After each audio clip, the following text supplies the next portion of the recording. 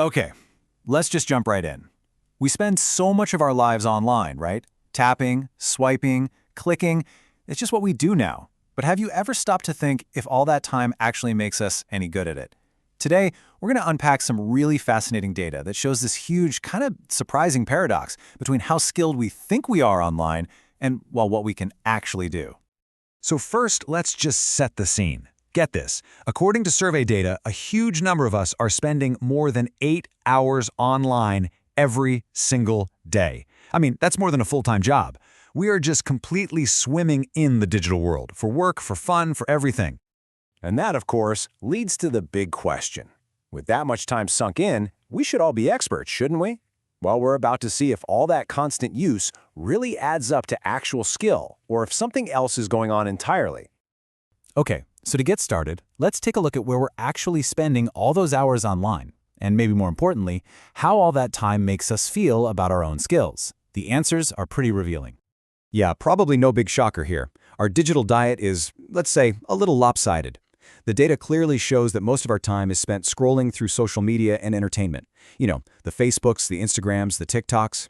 Sure, professional sites like LinkedIn are there, but they're not where we're hanging out all day. And this casual, fun environment really shapes how we see ourselves. And that self-perception, it's overwhelmingly positive. When you ask people how they feel about using common digital tools, this is the kind of thing you hear over and over. It seems like just being online so much gives us this really strong sense of, yeah, I got this.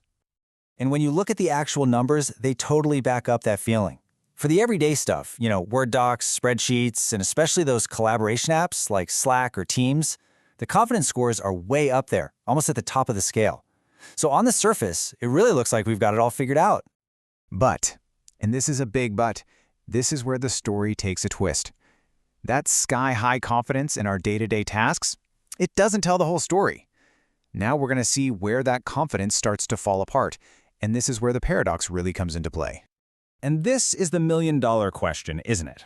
Being able to post on an app is one thing, but what about really understanding the information it's feeding you? Or, being able to fix it when it glitches out? This is exactly where that gap starts to open up between feeling confident and actually being competent. And boom, here it is, the first big crack in our digital armor. While we give ourselves a nearly perfect score for using tools to work with our team, our confidence just tanks when it comes to a critical skill, like figuring out if something you see online is real or just fake news. We're great at sharing info, but not so sure how to check if it's true in the first place.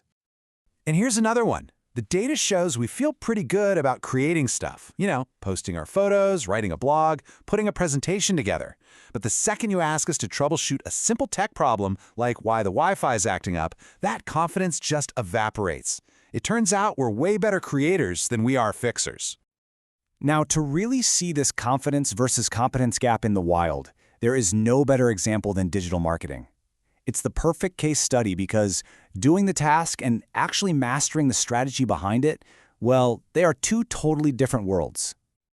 So if you look at the surveys, a lot of us have actually gotten our hands dirty with this stuff. We've run a company's social media page, written some content, maybe sent out an email blast. We've been in the trenches, doing the actual tasks.